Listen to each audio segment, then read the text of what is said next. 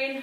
We're going to be talking today about plantar fasciitis and just what type of program I designed to improve the situation. So, got my dad here. What we're going to do is we're going to start with inhibiting the muscles. We've got 3 muscles that we're going to inhibit. It's going to be the peroneals, the gastroc on the lateral side, and then you're going to also do the biceps femoris, the short head.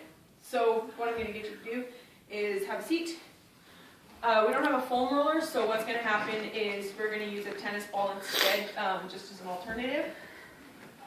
So he's going to actually foam roll the lateral side of his gastroc. So he's going to roll more to his one side onto there. Yeah, going to go right onto this there. There you go. And he's going to find the tender spot. He's going to hold this for about 30 seconds or so. So when you're on here, what you can do is you can just raise your butt a little bit. And you can put the pressure right onto that. Yeah. Okay, and then the peroneals, we're just going to do it's just going to be on the very lateral side, so you'll just have to flip onto your side. Yep, there you go.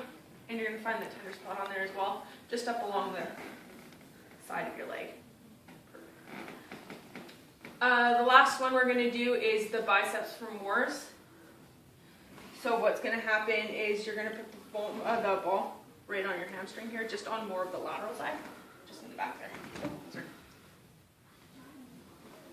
And you're going to hold that for about 30 seconds or so. Perfect. Okay. All right, the next one we're going to talk about is lengthening the muscles. So we're going to do 3 of the muscles again. We're going to do the gastrocs, the soleus, as well as the biceps femoris. What I'm going to get you to do is you're going to step onto the object here, and you're going to take that other foot and you're going to step over it while maintaining keeping your heel on the ground in the back. So from here you should feel that stretch right up through your gastroc. Okay. In this position you can also do a soleus as well. So from here all I need you to do is drop that back knee and keep that heel on the ground, and that's going to get down near your Achilles. Each of these stretches again you're going to hold for about 30 seconds or so. Depending on the client that can fluctuate, but for us today we're going to do 30 seconds. The last one that we're going to do for the lengthening is going to be the biceps femoris. What I'm going to get you to do is lay on your back. And you're going to raise one leg, and you're going to cross it over. You're going to raise it up nice and straight. You're going to stretch it over this way. You should feel in that back. So as you can see, Dad's pretty tight because he's not going very far. All right, Lorraine, so the next thing that we're going to do is talk about activating specific muscles. We're going to talk about 3 again. So we're going to activate the hamstrings, the medial hamstring actually. We're going to work on the anterior tibialis and the posterior tibialis. So for the hamstring, I'm just going to get you to face that way. Ideally, we'd like to have cables, but because I live in a home without cables or anything like that, we're just going to pretend. So what's going to happen is he's going to have his feet facing straight forwards. He's going to use his knees as a pivot point, so he's not going to try and bring his knee up.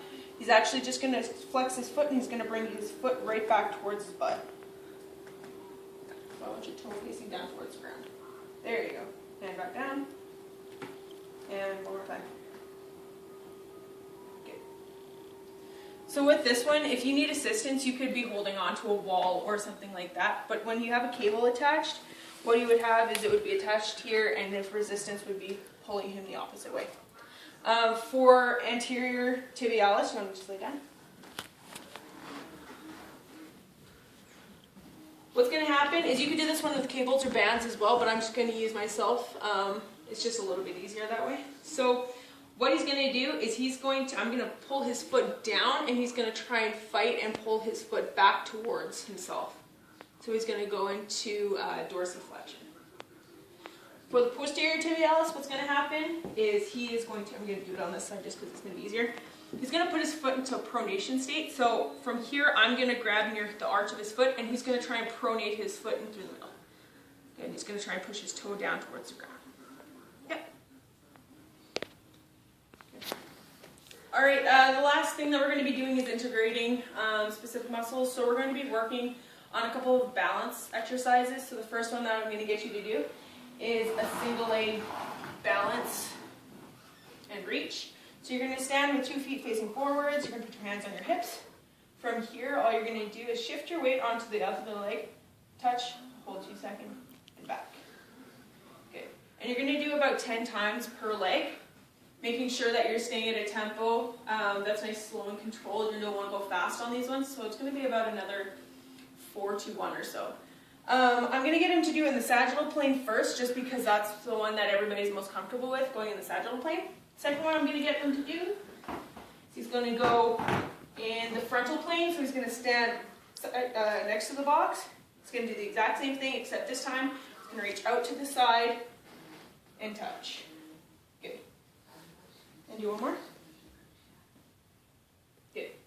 The biggest things that we're always going to be watching for here is making sure that he's not hiking his hip or doing any sort of rotation. We want to make sure that that knee and the hip is nice and stable. The last thing that we're going to be doing here is a lunge to balance. Now, depending on the client, if your client can't do a proper lunge, we want to practice doing a smaller version of a lunge and then a balance, or you can even regress that even more to just a balance. So let's just show them the balance first. So 2 hands on your hips. He's going to raise one knee and he's going to balance. Again, we're looking for that hip hike and rotation. We don't want any of that stuff going on.